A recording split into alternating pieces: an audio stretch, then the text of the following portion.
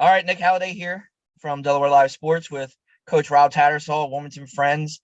First and foremost, congratulations on a great season. Why don't you just elaborate on that for me and talk about how you got to where you are right now? Well, Nick, thank you.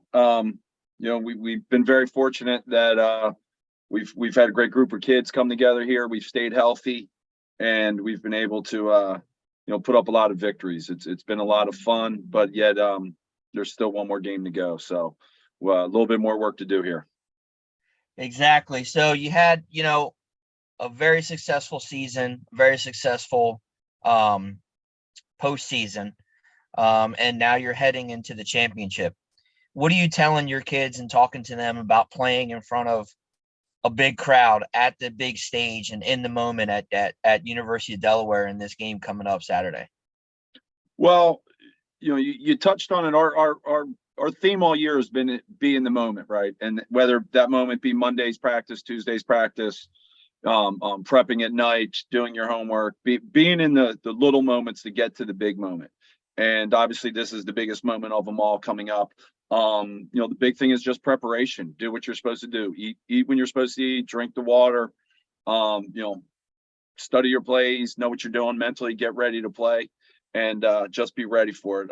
As far as the crowd goes, we haven't obviously played in a big stadium like that, but we've had some good crowds, some vocal crowds. We'll hear some familiar voices behind our bench. So I don't think that's going to be an issue. If it was 20,000 people in there, if the stadium was packed, maybe a different story. But, our crowd that we have, we're pretty familiar with. So I think they'll be comfortable there. That's good. That's good. So, let's talk about it. And I know you guys are a well-rounded team. You play a very good team, but you have, some superstars and one including your son. And there's a couple other guys, Mackenzie and Ish, and guys that you talk about or that we've seen play, talk about their success and how they're going to help lead you to, the state championship if you guys can pull the victory off on Saturday. No, sure. So, obviously, the first one is Robbie, my son. We kind of go as he goes. He's kind of our leader. But as you mentioned, we do have a well-rounded machine. The ball goes through him as our quarterback. Don't need to talk about him a lot. I mean, it is what it is. You mentioned it, Andrew McKenzie. I mean, he's got a ton of touchdowns. He might even have more touchdowns. So he's kind of our back. He was supposed to be in our older system. He would have been the back that got the ball all the time. OC, our senior running back last year, who had a lot of yards, that was supposed to be Andrew, but we went to kind of a shotgun situation, let the quarterback run it. So he's become more of a blocker and a very big blocker for us and catching balls along with Paul Burdell. But he's kind of our go-to guy when we get down inside the goal line. So he's got quite a few touchdowns there, and he's a force on defense as well. And Ishmael Dobson has really kind of grown up in front of our eyes. He's a threat. He's very athletic. He's a threat to catch the ball. But as a blocker, he is tremendous. So, those guys really being a multifaceted, weapon allows us to do a lot of different things. So Coach, talk about the team that you have coming up. You're getting ready to face off against Caravel. Give a little insight. I know we talked about it. You and your father do a lot of scouting in person. I see you at games. It's something you guys do. But tell me what you're seeing about Caravel and what it's going to take for you guys to come away with the victory. Well, I've seen Caravel quite a few times. We actually scrimmaged each other in August. I saw him play against Glasgow, and as you mentioned, I'm one who can't sit still, so I have to go out and watch high school football, and I've seen them play quite a few times here coming down the stretch. St. Elizabeth's and their playoff games. Something my father told me years ago was you got to see people in person to get a real feel for them. They're well coached. I thought they were the number one team in the state all along. Starting back in August, I figured they were the team to beat. They're well coached. They do what they do. They got a power game, but they got speed and they hit you in the mouth. And then when you're not ready for it, they hit you over the top. So they're quite a formidable foe for us. Let's say I think they're the best team in the state, and we're going to give them what we can. It's an interesting matchup, right? Yeah.